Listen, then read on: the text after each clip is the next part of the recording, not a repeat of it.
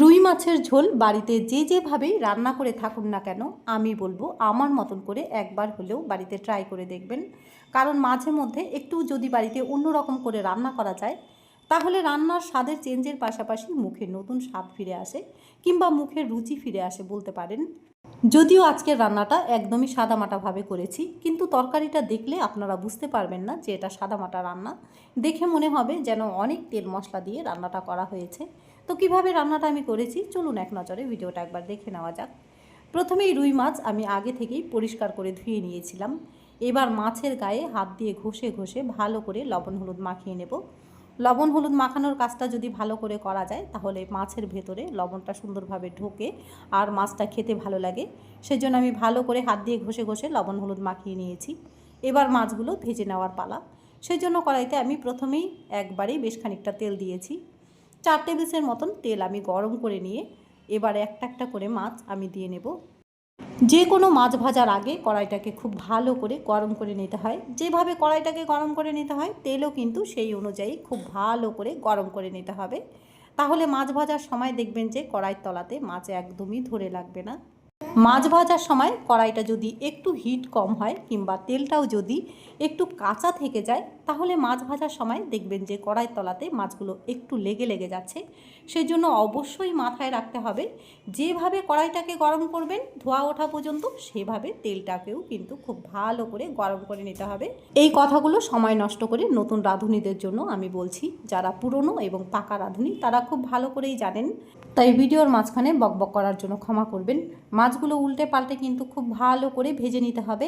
আমিও খুব ভালো করে ভেজে নিয়েছি, যাতে বাড়ির বাকি মেম্বারদের কোনো কমপ্লেন না থাকে।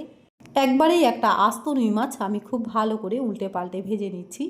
বাকি মাছগুলো দিয়ে অন্য চ্যানেলের জন্য আমি রেসিপি বানাবো। তবে ভিডিওটা যদি ইউটিউবে দেখতে চান, তাহলে কমেন্ট বক্সে অবশ্যই লিখে জানাবেন।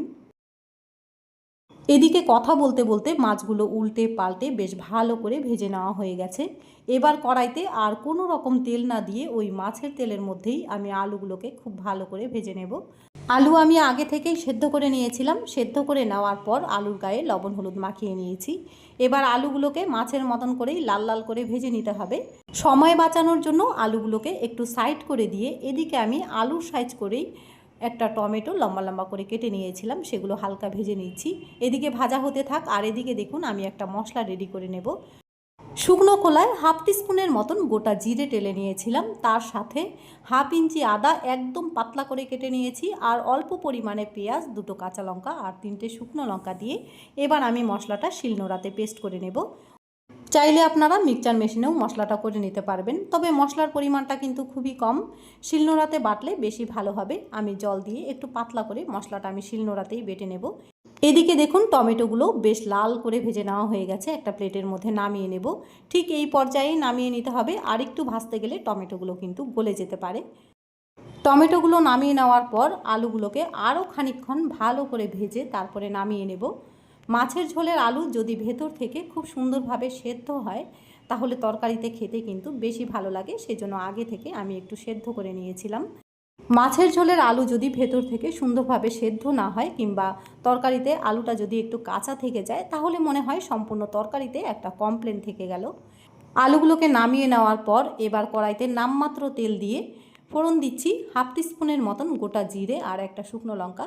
এবার ফোড়নের মধ্যে একটা মিষ্টি গন্ধ আসা পর্যন্ত ফোড়নটাকে একটু লাল করে ভেজে নিতে হবে। ফোড়নটা কিন্তু পোড়ানো যাবে না। ফোড়ন এসে গেলে আবারও ভেজে রাখা আলুটা দিয়ে নেব। এবার ফোড়নের সাথে আলুটাকে খানিকক্ষণ নাড়াচাড়া করে নেওয়ার পর যেই মশলাটা আমি রেডি করে নিয়েছিলাম, সেই মশলাটা এখন আলুর ওপর থেকে ঢেলে দিলাম। তারপর তরকারির স্বাদ মতো লবণ একবারেই দিয়ে নেব, লাগলে পরে আরেকটু দিয়ে নেওয়া যাবে। হাফ টিস্পুনের মতন হলুদ গুঁড়ো দিয়ে এবার আলুর সাথে 2-3 মিনিটের মতন মশলাটা একটু কষিয়ে নিতে হবে, যাতে মশলার মধ্যে যে কাঁচা আদা আর কাঁচা পেঁয়াজটা ছিল তার কাঁচা গন্ধটা চলে যায়। দেখুন আমি বেশ ভালো করেই কষিয়ে নিয়েছি। এবার গ্রেভির জন্য আমি নর্মাল জলই ব্যবহার করব। 1.5 গ্লাসের মতন ঝোলের জন্য জল দিয়ে এবার ঝোলটাকে খুব ভালো করে ফুটতে দেব। যতক্ষণ না ঝোলটা ফুটতে ফুটতে হাফ ইঞ্চি কমে যাচ্ছে, ততক্ষণ পর্যন্ত অপেক্ষা করতে হবে।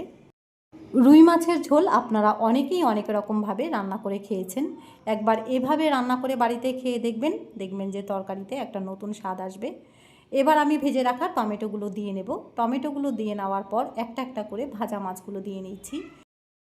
আপনারা হয়তো ভাবছেন টমেটোগুলো ফোড়নের মধ্যে দিয়ে নিলেও হতো, কিন্তু এভাবে লাল করে ভেজে রান্নার শেষে দিলে টমেটোর থেকে একটা মিষ্টি স্বাদ বেরিয়ে আসবে। সেটা আপনারা বাড়িতে রান্না করলেই বুঝতে পারবেন। এবার ঝালের জন্য আরও দুটো কাঁচা লঙ্কা চেরা দিয়ে নামমাত্র কয়েক দানা চিনি দিয়ে দিচ্ছি টেস্টের ব্যালেন্সের জন্য, চাইলে আপনারা নাও দিতে পারেন। যেহেতু টমেটোটা একটু ভেজে দিয়েছি, টমেটোর থেকেও একটা মিষ্টি স্বাদ বেরিয়ে আসবে। আর তরকারিতে একটুখানি পেঁয়াজ বাটা দেওয়া আছে, তো চিনিটা সম্পূর্ণই অপশনাল, চাইলে আপনারা নাও দিতে পারেন। মাত্র কয়েক দানা চিনি আমি টেস্টের ব্যালেন্সের জন্য দিয়েছি।